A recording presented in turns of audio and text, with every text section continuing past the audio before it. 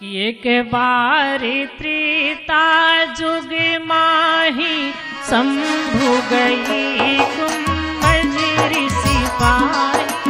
एक बार त्रेता जुग माही शंभु गए कुंभज ऋषि पाई।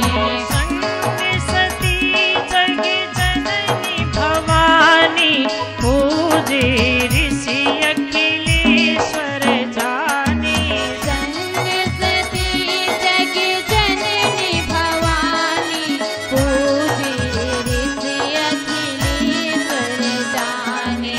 संग सती जग जननी भवानी पूजे ऋषि अखिलेश्वर जानी। संग सती जग जननी भवानी पूजे ऋषि अखिलेश्वर जाने। एक बार भगवान शंकर अपनी पत्नी सती जी से कहते हैं कि सती, बहुत समय बीत गया, राम कथा सुनने को नहीं मिली है, मैं जा रहा हूं राम कथा सुनने। सती जी पूछती हैं कहाँ जा रहे हैं। महादेव जी ने कहा मैं दंडकारण्य में अगस्त मुनि के आश्रम में जा रहा हूं। देवी सती जी बोली स्वामी मैं भी आपके साथ में चलूंगी। महादेव जी बड़े खुश हो गए। आप दक्ष की बेटी हैं, तर्क वितर्क हमेशा करती रहती हैं, हमेशा ने कि बुद्धि में तर्क ही चलता रहता था। आवाज सुंदर विचार,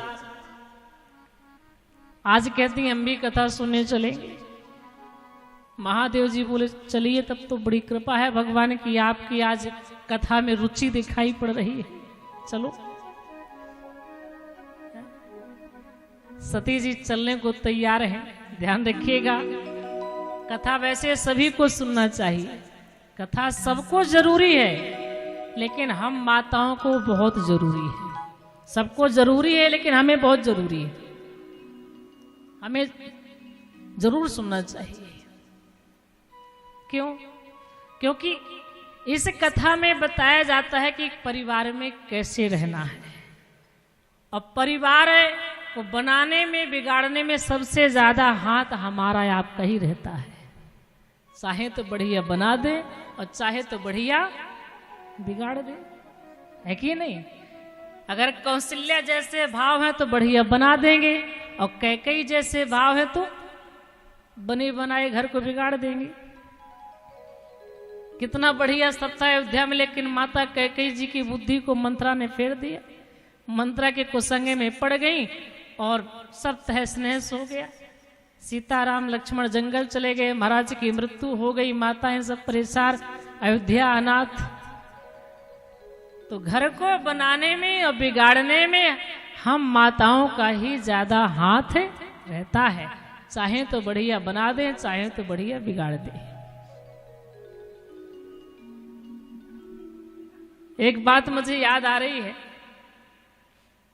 एक बेटी की विदा हो रही थी तो पिताजी ने कहा कि बेटी ससुराल में जाकर बढ़िया से रहना, बढ़िया काम धाम करना, सबका सम्मान करना, सबकी बातों को मानना, अच्छे से रहना, लड़ाई झगड़ा नहीं करना, ज्यादा ऊंची आवाज में बात नहीं करना, बढ़िया रहना, सबकी बात को मानना, सबको भोजन कराने के बाद लास्ट में तुम भोजन करना, माता पिता को यानी सास ससुर को भोजन कराओ, और परिवार में लोग हैं उनको भोजन कराओ, इसके बाद में भोजन करना, प्रेम से रहना, ऐसे बढ़िया सुंदर भाव सद्विचारों के साथ में रहना, ताकि तुम्हारे जाने से वहाँ के लोग दिन प्रतिदिन उन्नति करें, विकास करें, क्योंकि तुम उनके घर में एक लक्ष्मी के रूप में जा रहे हो।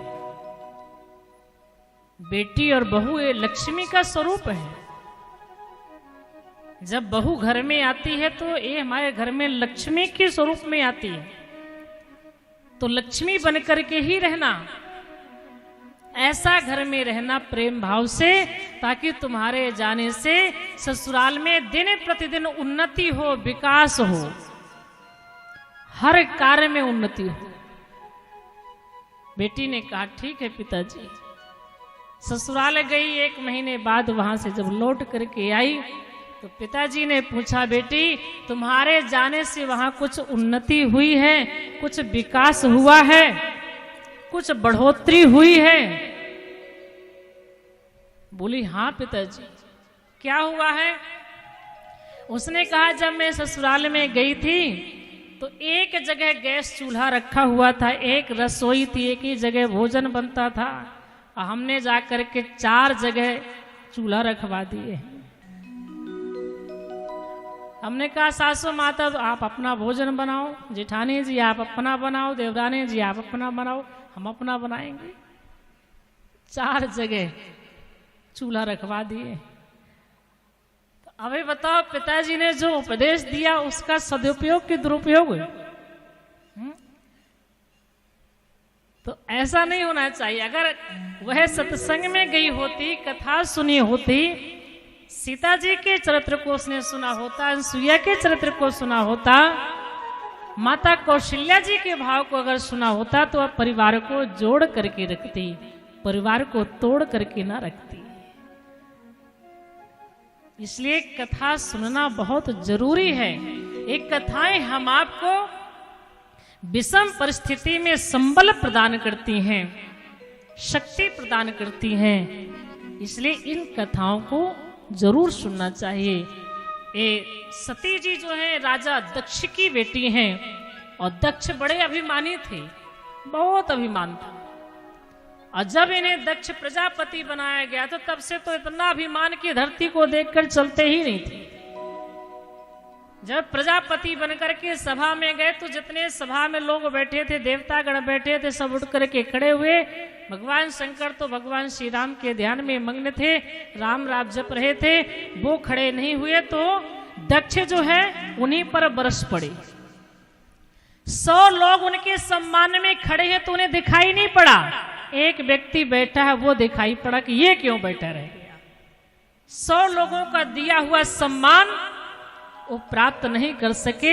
एक व्यक्ति का अपमान उन्हें इतना कष्ट पहुंचाया कि वह 100 लोगों के सम्मान को भूल गए। क्यों? क्योंकि उन्हें अभिमान था कि मैं प्रजापति बन करके आया हूं, देवताओं का नायक बन के आया हूं, सब मेरे सम्मान में खड़े हों। सब तो खड़े हैं लेकिन ये शंकर क्यों नहीं खड़ा है? इसको मैंने अपनी बेटी दी है, मेरा दामाद है, और इसने मेरा सम्मान नहीं किया है। और उसी सभा में दक्ष ने महादेव जी को बड़े कटु शब्द कहे।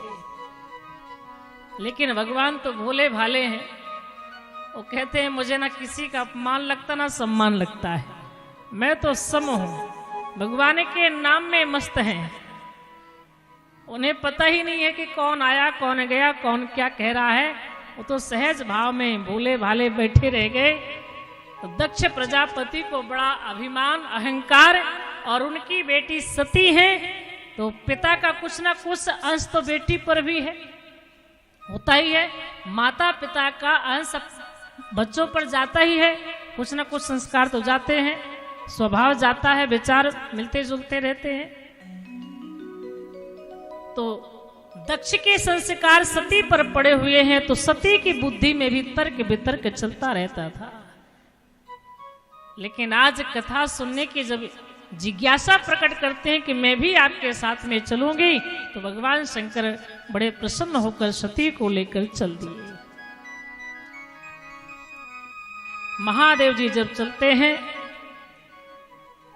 और वहां अगस्त मुनि के आश्रम में पहुंचे, और वहां पर अगस्त मुनि ने उनका स्वागत सम्मान पूजा अर्चना की। इसके बाद सुंदर आसन पर बिठा करके चरणों में उनके बैठ करके अगस्त मुनि ने महादेव जी से प्रार्थना की, हे मुनिवर, हे भगवान, आप कैसे मेरी कुटी में पधारे हैं, मैं आपकी क्या सेवा कर सकता हूँ, आप मुझे आज्ञा दीजिए। महादेव जी ने कहा, अगस्त जी आज्ञा कुछ नहीं देनी है, न कोई सेवा करवानी है, आप तो बस मुझे राम कथा सुना दो, राम कथा आप कह दो, मैं सुन लूं, बस यही हमारी सेवा है। अगस्त जी कथा कहने लगे और भगवान शंकर जी कथा सुनने लगे। पार्वती जी पहुंच तो जरूर गई हैं सत्संग में, कथा में बैठी हैं, लेकिन कथा उन पर इतनी भी नहीं बैठी। सती जी के ऊपर कथा बिल्कुल नहीं बैठी। वो कथा में बैठी हैं, लेकिन कथा तो ऊपर ऊपर ही निकल गई। बहुत ऐसे श्रोता होते हैं जो कथा में बैठे रहते हैं, लेकिन कथा उन पर बिल्कुल नहीं बैठती है। कथा बाहर बाहर निकल जाती है। कौन कौन प्रसंग हुए अगर पूछ दिया जाए तो बता ही नहीं पाएंगे। कुछ बता पाते कि हाँ हाँ ये प्रसंग हुए, और कुछ श्रोताओं के तो ऊपर ऊपर कथा चली जाती है। तो भगवान शंकर जी कथा सुनते हैं। गोस्वामी जी महाराज कहते हैं कि राम कथा मुनि वर्जे बखानी, राम कथा सुनी महेश परम सुख मानी, सुने महेश परम सुख मानी, ऋषि पूछी हरि भगति सुहाई, ऋषि पूछी हरि भगति सुहाई, कही शंभु अधिकारी पाई, कहे शंभु अधिकारी पाई, ऋषि पूछी हरि भगति सुहाई, ऋषि पूछी हरि भगति सुहाई, कही शंभु अधिकारी पाई। कहे शंभु अधिकारी पाई। राम कथा मुनि वर्ज बखाने, सुनी महेश परम सुख माने। भगवान शंकर जी कथा सुन करके परम सुख को प्राप्त करते हैं। जब कथा पूरी हो गई तो भगवान शंकर जी ने कहा, बताइए अगस्त मुनि अब मैं आपको क्या दूं, क्योंकि आपने मुझे कथा सुनाई है तो उसकी मुझे दक्षिणा भी आपको देनी चाहिए। तो दक्षिणा में आपको क्या लेना? तो अगस्त जी ने कहा कि अगर आप दक्षिणा देना चाहते हैं तो जो मैंने आपको कथा सुनाई है, जिन प्रभु श्री राम की कथा सुनाई है, उन्हीं प्रभु श्री राम की भक्ति मुझे दक्षिणा में दे दीजिए। ऋषि पूछी हरि भगत सुहाई, कही शंभु अधिकारी पाई। तो दक्षिणा के रूप में भगवान शंकर जी ने अगस्त मुनि जी को श्री राम जी की भक्ति देते हैं, और भक्ति दे करके फिर वहां से सती को साथ में लेकर के चल दिए।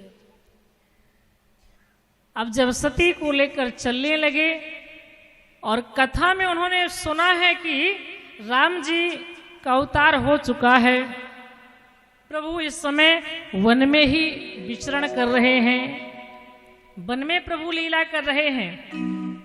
अगस्त जी ने कथा में प्रसंग सुनाया राम जी के वनवास का। तो महादेव जी ने सोचा कि अब भगवान की कथा तो हमने सुनी है, हमारे श्रवण जो है, कान जो हैं, ये तो धन्य हो गए। अब कहीं राम जी का दर्शन हो जाए तो हमारे नेत्र भी धन्य हो जाएंगे। कथा सुनने से कान धन्य हो जाते हैं, और दर्शन करने से आंखें धन्य हो जाती हैं, और तीर्थ करने से पैर धन्य हो जाते हैं, पूजन करने से, भगवान के पूजा करने से हाथ धन्य हो जाते हैं, और राम राम जपने से मुख धन्य हो जाता है। तो अब प्रभु का दर्शन कर ले तो हमारे आंख भी धन्य हो जाएं, इनका फल भी इन्हें प्राप्त हो जाए। मुझे कुछ न चाहिए, जमी चाहता हूं न जर चाहता हूं, कृपा निधि कृपा की नजर चाहता हूं। भगवान शंकर कहते हैं मुझे कुछ नहीं चाहिए, बस कृपा निधि सरकार एक बार दर्शन दे दें तो मेरे नेत्र भी धन्य हो जाएं। तो भगवान शंकर क्या कह रहे हैं? जमी चाहता हूँ ना जर चाहता हूँ, जमी चाहता हूँ ना जर चाहता हूँ, कृपा निधि कृपा की नजर चाहता हूँ कृपा निधि कृपा की नजर चाहता हूँ जमी चाहता हूँ ना जर चाहता हूँ कृपा निधि कृपा की नजर चाहता हूँ कृपा निधि कृपा की नजर चाहता हूँ।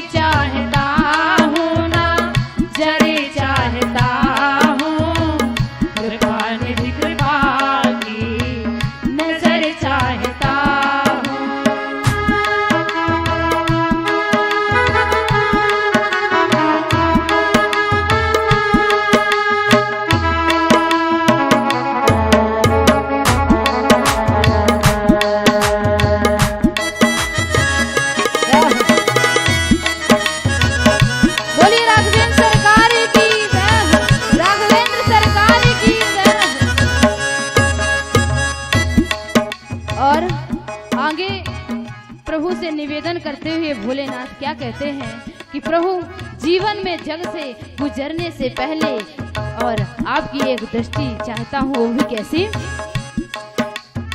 जीवन में जग से गुजरने के पहले शहर की शरण में गुजर चाहता हूँ।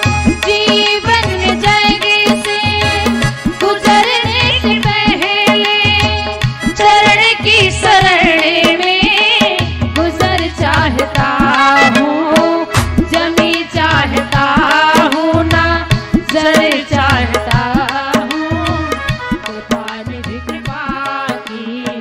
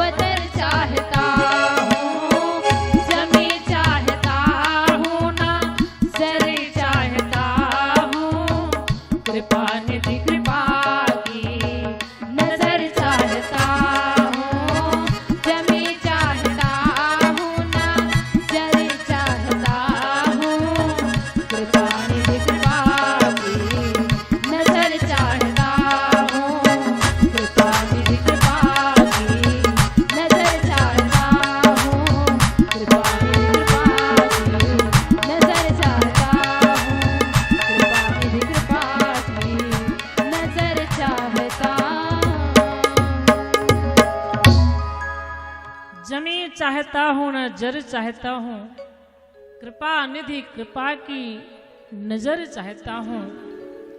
महादेव जी कहते हैं मुझे कुछ नहीं चाहिए, मुझे तो बस कृपा निधि की एक झलक मिल जाए।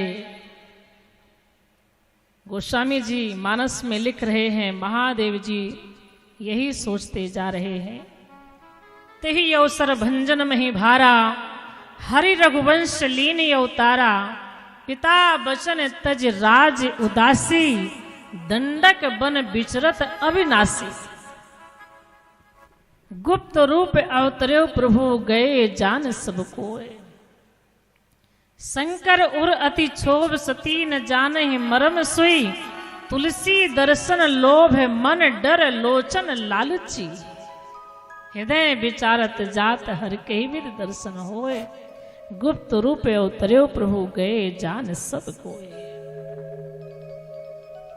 भगवान शंकर जी यह विचार करते हुए जा रहे हैं कि प्रभु का अवतार गुप्त रूप में हुआ है, कैसे मैं प्रभु का दर्शन पाऊं, कैसे उन्हें निहारूं, कैसे उनके पास में जाऊं। आज अगर दर्शन नहीं हुआ तो मन को शांति नहीं मिलेगी, और दर्शन करने जाऊंगा तो मैं प्रणाम जरूर करूंगा, क्योंकि वो मेरे स्वामी हैं, मेरे इष्ट हैं। और जब मैं उन्हें प्रणाम करूंगा तो देखने वाले जब देखेंगे तो सब राम को पहचान लेंगे कि राम कोई साधारण पुरुष नहीं है। जिसे भगवान शंकर प्रणाम कर रहे हैं वह साधारण हो ही नहीं सकता है, वह तो परमात्मा है। और यह बात पूरे जगत में फैल जाएगी, सब जान लेंगे। ये बात केवल अपने देश में नहीं बल्कि विदेश भी पहुंच जाएगी। ऐसा नहीं है कि आजकल भी ही पत्रकार हैं, पहले भी पत्रकार रहते थे। पहले भी बड़ी, आज से ज्यादा तेज न्यूज तो पहले की थी, तुरंत पहुंच जाती थी। और पहले पत्रकार कौन थे? देवऋषि नारद जी जैसा पत्रकार कौन मिलेगा? तुरंत यहाँ की खबर वहां चुटकियों में पहुंच जाती थी, समय नहीं लगता था वहां पर। नारद जी तुरंत हर जगह प्रचार कर देते थे। तो भगवान शंकर जी यही सोच रहे हैं कि हम जाएंगे, प्रणाम करेंगे। नारद बाबा ने कहीं से देख लिया तब तो देश की तो बात ही छोड़ो, विदेशों तक बात पहुंच जाएगी, लंका भी बात पहुंच जाएगी, रावण तक पहुंच जाएगी। और फिर जब श्री राम जी रावण को मारेंगे तो रावण कहेगा कि मुझे भगवान ने मारा है, क्योंकि राम जी मनुष्य नहीं है, राम जी तो भगवान हैं। और रावण ने ब्रह्मा जी से वरदान में क्या मांगा है? रावण ने ब्रह्मा जी से वरदान में मांगा था कि हम काहू के मरही न मारे, वानर मनुज जात दुई बारे। पहले तो रावण कहता है कि हम मरना नहीं चाहते, कहता है मैं मरना नहीं चाहता हूं। ये बात केवल रावण ही नहीं कहता है, हम आप सभी कह रहे हैं। कोई मरना चाहता है? कोई व्यक्ति ऐसा है जो कहे कि हाँ मैं मरना चाहता हूं? आंख में दिखाई नहीं दे रहा है, कान में सुनाई नहीं दे रहा है, सारे दांत टूट गए हैं, हाथ पैर चल नहीं रहे हैं, फिर भी लगता है कि भी मरे ना भी और रहे। कोई मरना नहीं चाहता, सब अमर होना चाहते हैं। ये केवल रावण की बात नहीं है, ये हम आप सबकी बात है। कोई मरना नहीं चाहता है। तो क्या ऐसा संभव है कि हम ना मरे? कभी ऐसा हो पाएगा? ऐसा नहीं हो सकता है, क्योंकि जन्म है तो मृत्यु निश्चित है, ये विधि का विधान है।